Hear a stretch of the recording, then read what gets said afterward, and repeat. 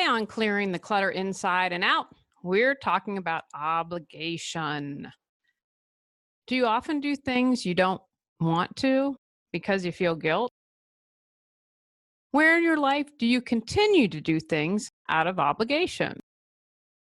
Are you putting someone else's needs and desires ahead of your own? In this month's bonus episode, learn a new perspective on obligation.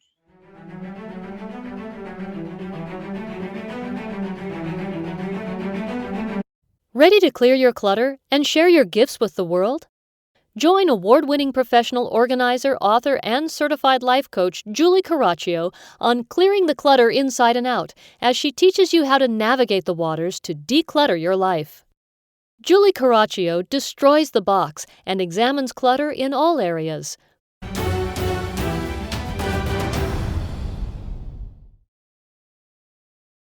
I am mainly German, although I haven't taken an ancestry DNA test to confirm that, but I kind of have. The German gene has always been really dominant in me. Irish genes are finally coming to start out a little bit.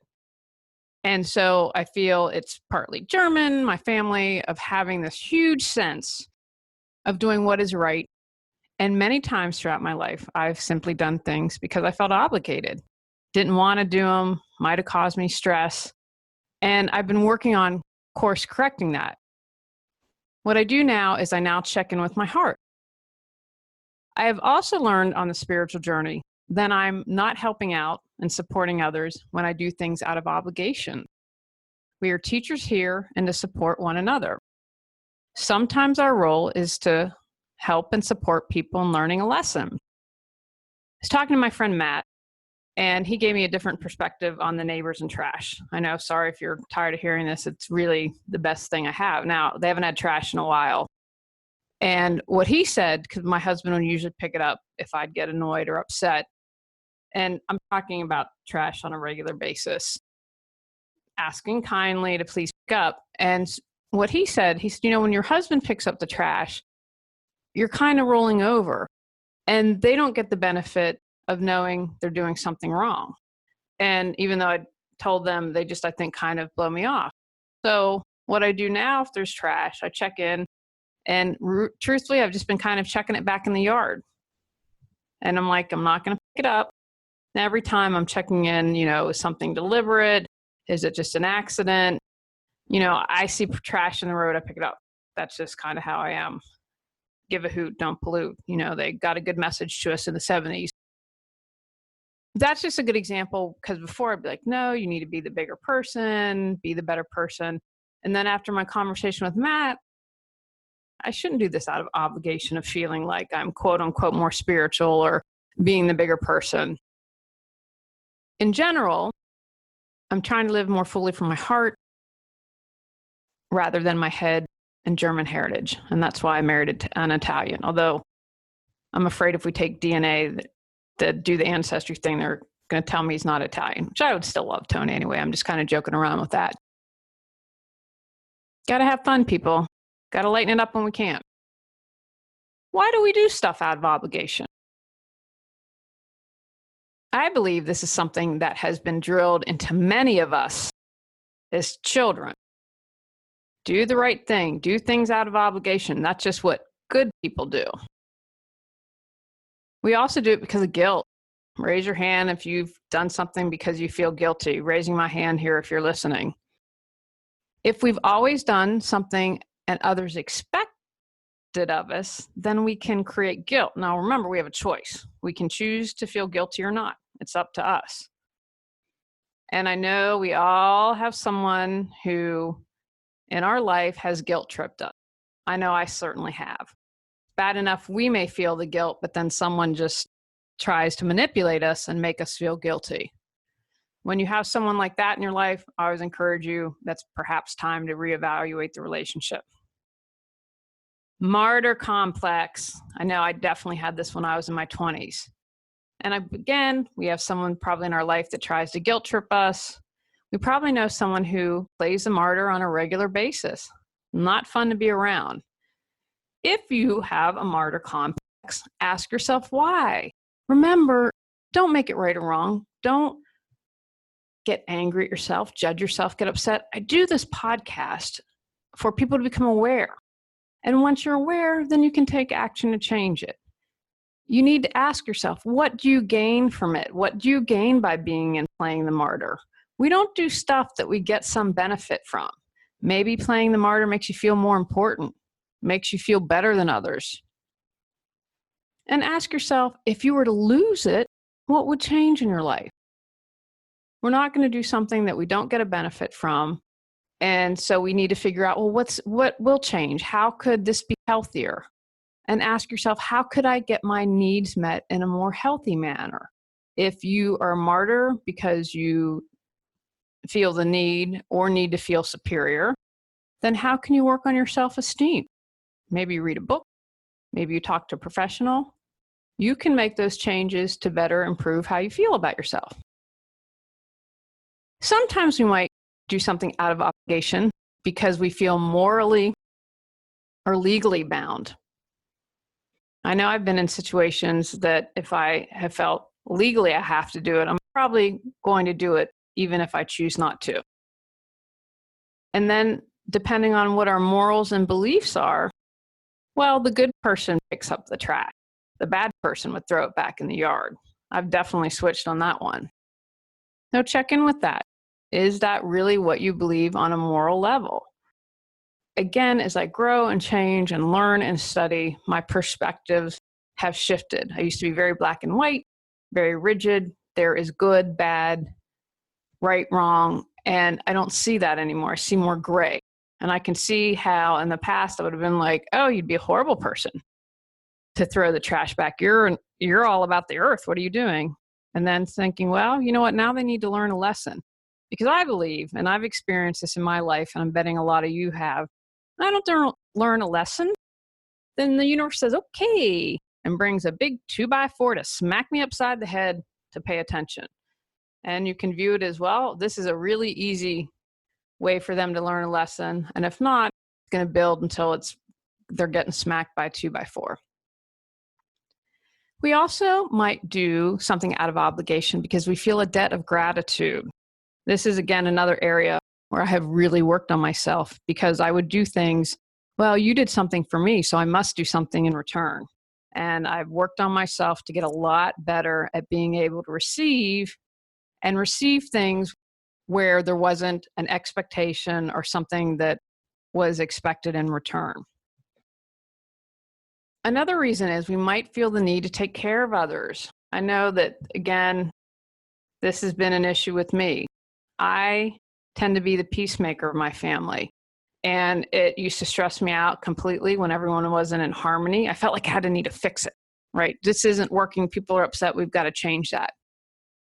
If it doesn't involve me, my mantra is not my monkey, not my circus, and I don't get involved. Now, of course, this is easier said than done, but for my peace of mind, I can't make everyone get along, and that's not my job. People have, again, lessons to learn. Perhaps it's working out karma, whatever you believe, but I've had to take a step back from that. Just because I've always been the peacemaker doesn't mean I have to continue, and so I don't feel obligated anymore to have people make peace. Doing things from obligation. When we do things from obligation, we're not living, being, and doing from our hearts. If others expect things from us and it goes against our heart, we're not going to have peace because it's not coming from love. And what often happens is it creates resentment. I know I resented feeling like I had to bring peace to everyone. Ugh, why can't they just be adults and talk among themselves and figure it out? And resentment builds. Remember, energy is emotions in motion. So it's the emotion that's going on and it's just moving. And we need to keep our energy moving because if not, it gets stuck and stagnated. If we do stuff from obligation, it can also feel like we're powerless and don't have a choice. You know, I talk all the time. You always have a choice. Doing nothing is a choice. And realizing you have a choice gets you out of that victim mentality. I see so many people back themselves in a corner because they feel they don't have a choice. And that's not true. And the more you realize and accept, okay, I have a choice in this situation, then you can take action. Where are you doing something from obligation? Who do you tend to do things for from obligation? Encourage you to start writing it all down. Dig deep. I like to say that. Be an archaeologist or a researcher. You are coming from a place of non-judgment and compassion. Why are you doing things from obligation? Do you feel controlled by others' expectations and needs? What actions can you take to move away from that? Can you turn what needs to be done to someone else? Have a conversation with the person. Hey, you know what? I'm no longer going to make peace. Y'all can fight. Y'all can love. It's your choice. I'm stepping back from it. Do what you need to do. If it is something you do need to do, can you adjust your attitude or come from a place of love?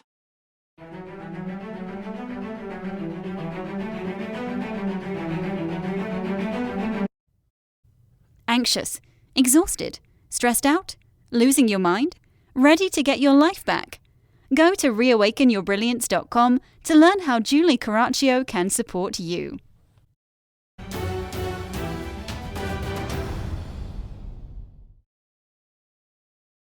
Some people would probably make fun of me or think I am not a good feminist or that I'm kowtowing because, for example, I do the majority of laundry in my home, do the majority of cooking, and I also mow. So everything isn't strictly along traditional gender lines.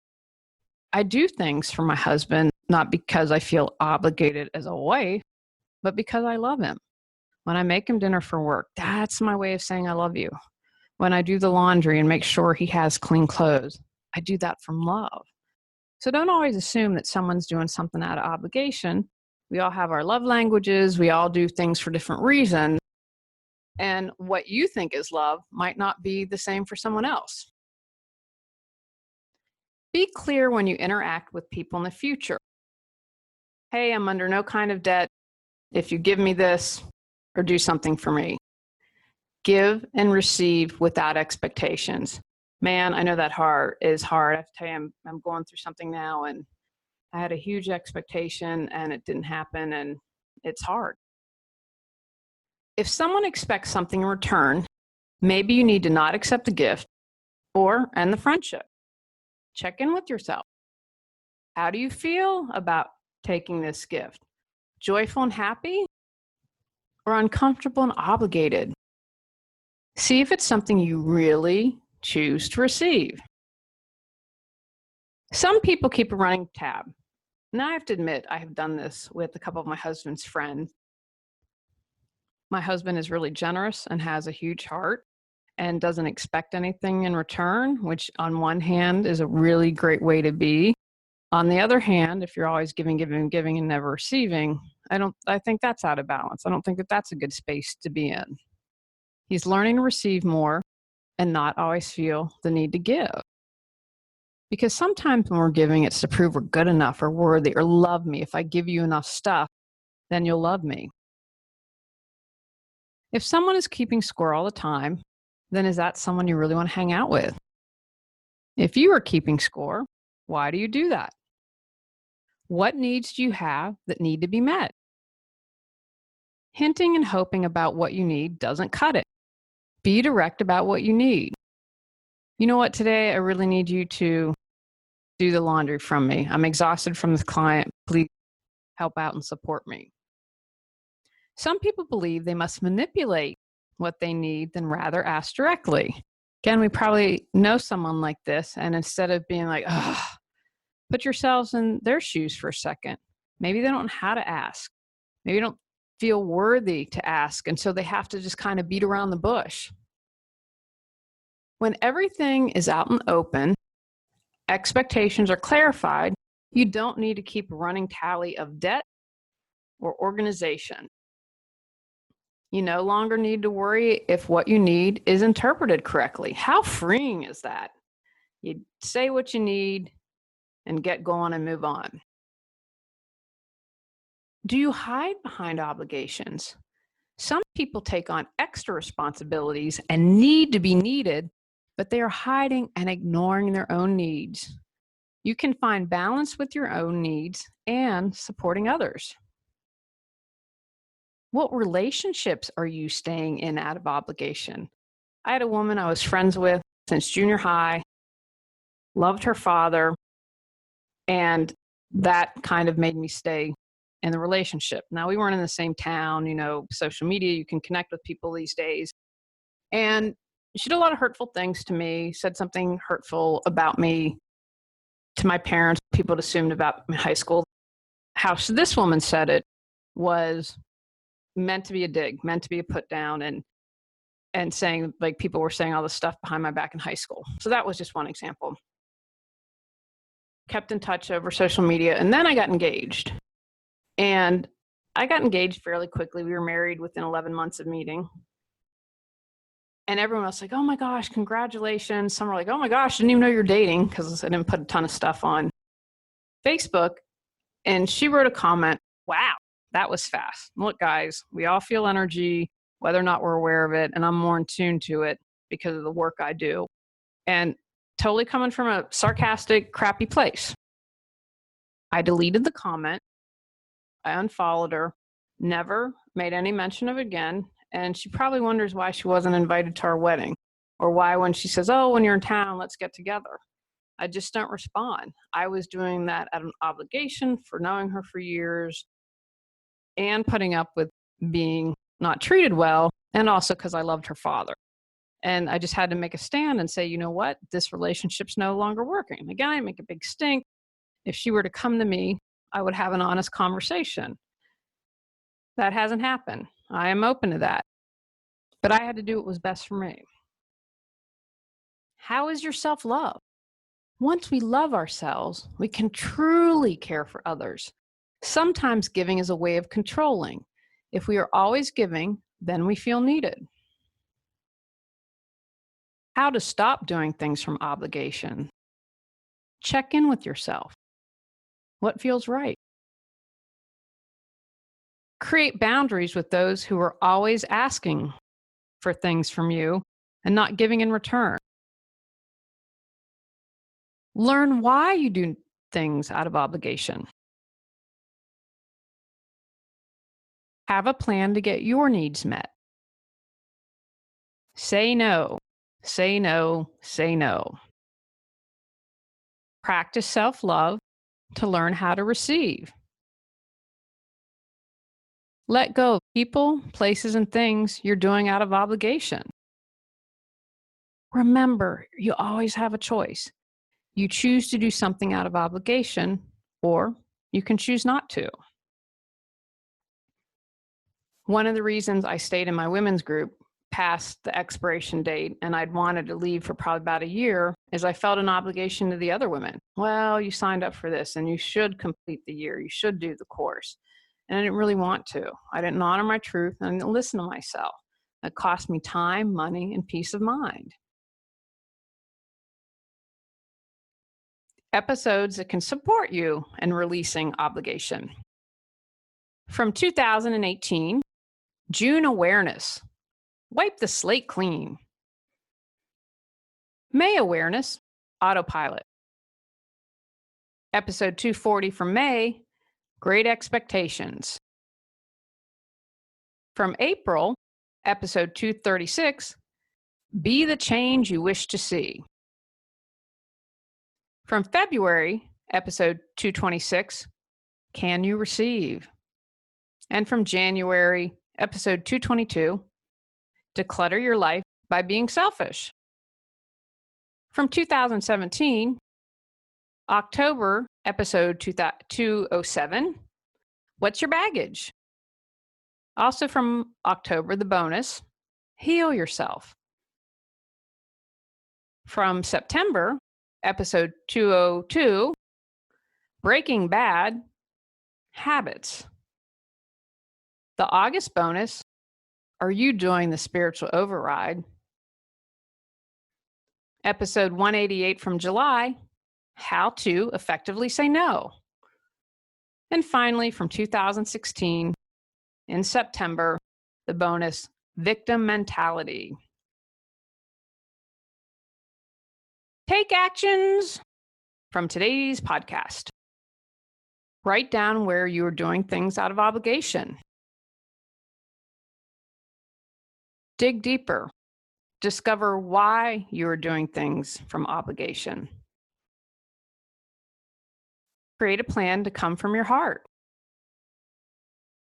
Breathe before responding.